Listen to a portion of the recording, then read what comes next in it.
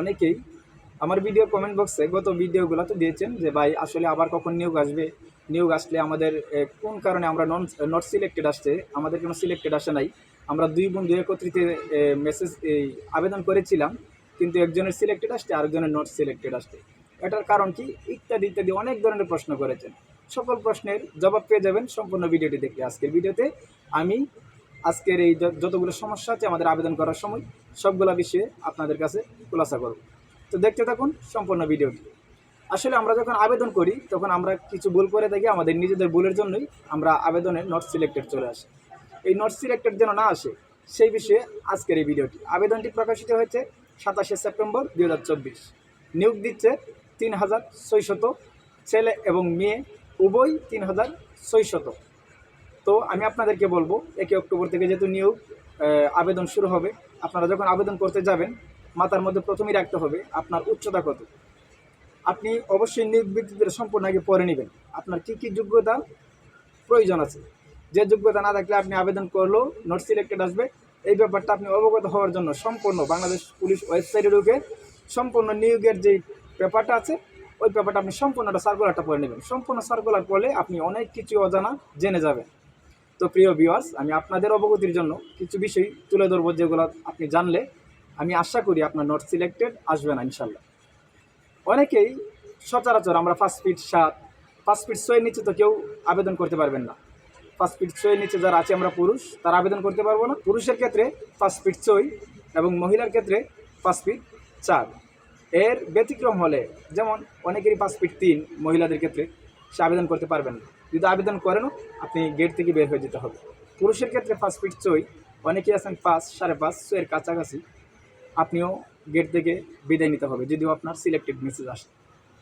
তো প্রিয় ভিউয়ার্স, আমি আপনাদেরকে বলবো যারা আবেদন করবেন, যারা 5 ফিট 6 এর উপরে আছেন, আপনাদের যারা সচরাচর 5 ফিট 7, 7-এর সাথে মিলিয়ে আপনার এই উচ্চতার যে পরিমাণটা রয়েছে সেই পরিমাণেই আপনার ওজনের পরিমাণটা দিতে হবে।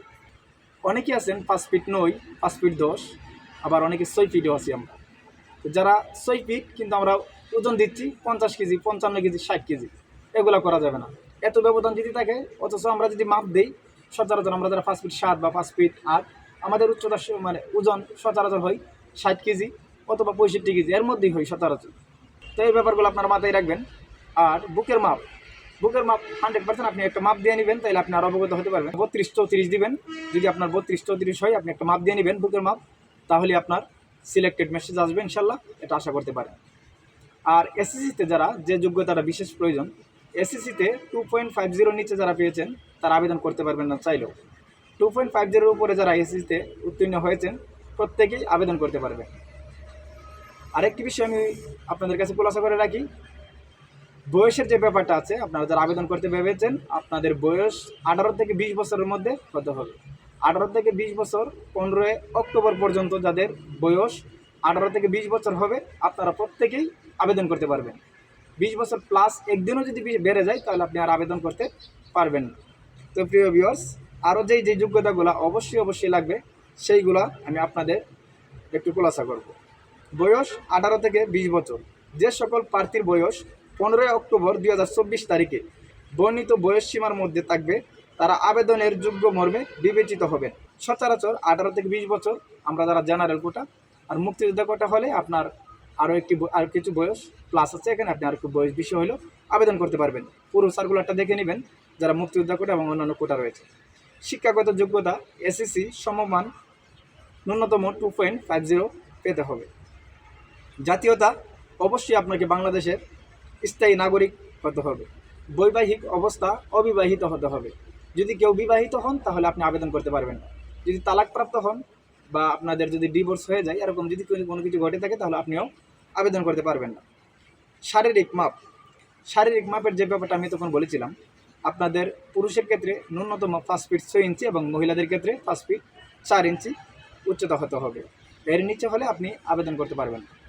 তবে যারা মুক্তিযোদ্ধা কোটা রয়েছেন এবং অন্যান্য কোটা যারা রয়েছেন আপনাদের ক্ষেত্রে 5 ফিট, পুরুষের ক্ষেত্রে 5 ফিট 4 এবং মহিলাদের ক্ষেত্রে 5 ফিট 2 বিবেচিত হবে।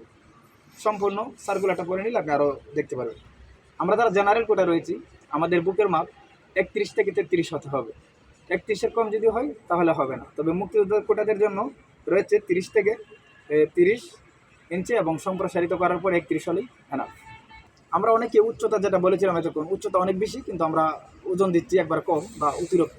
এটা করা যাবে না। উচ্চতার সাথে আপনার ওজনটা মিলিয়ে দিতে হবে। দৃষ্টিকোণ, চোখের যে দৃষ্টিকোণ রয়েছে, অনেকে আমরা রাতকানা রোগ রয়েছে, সত্যি বাস্তব যেটা, অনেকে আমরা চোখে একটু কম দেখি অনেক সমস্যার কারণে, হয়তো অতিরিক্ত মোবাইল চাপার কারণে বা ভিন্ন অন্য কোনো সমস্যার কারণে। আমাদের চোখের দৃষ্টি সই বাই সই হতে হবে, নতুবা আপনাকে নট সিলেক্টেড মেসেজের মাধ্যমে করে দেবে। এই হচ্ছে প্রাথমিক ধাপগুলা। এই ধাপগুলো আপনি মানে মাথার মধ্যে রেখে আপনি আবেদন করতে হবে। যারা নট সিলেক্টেড গত বছর এসেছিল, আপনাদের যেন নট সিলেক্টেড না আসে, সিলেক্টেড আসে, এই ব্যাপারে লক্ষ্য রেখে আমার আজকের ভিডিওটি বানানো।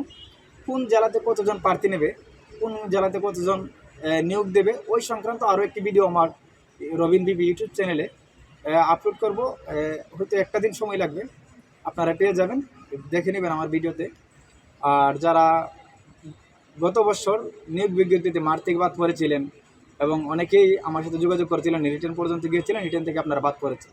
আসলে রিটার্ন থেকে বাদ পড়াটা আসলে দুঃখজনক। মাঠে এতগুলো ইভেন্ট পার করার পরে আপনি রিটার্ন থেকে বাদ পড়েছেন, আপনার সত্যি মানে এটা আসলে দুঃখজনক ব্যাপার। আবার অনেকের জবও হয়েছিল, আলহামদুলিল্লাহ।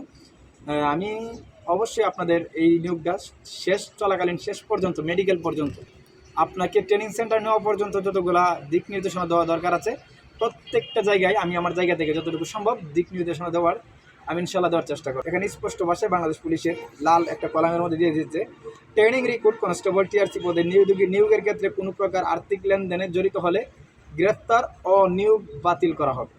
এটা কখনোই কোনোভাবেই করা যাবে না। বাংলাদেশ পুলিশ কনস্টেবলে বর্তমানে খুব স্বচ্ছভাবেই নিয়োগ হচ্ছে। ধন্যবাদ প্রিয় ভিউয়ার্স, দেখা হবে পরবর্তী আরও একটি ভিডিওতে। ভালো থাকবেন সবাই, আসসালামু আলাইকুম।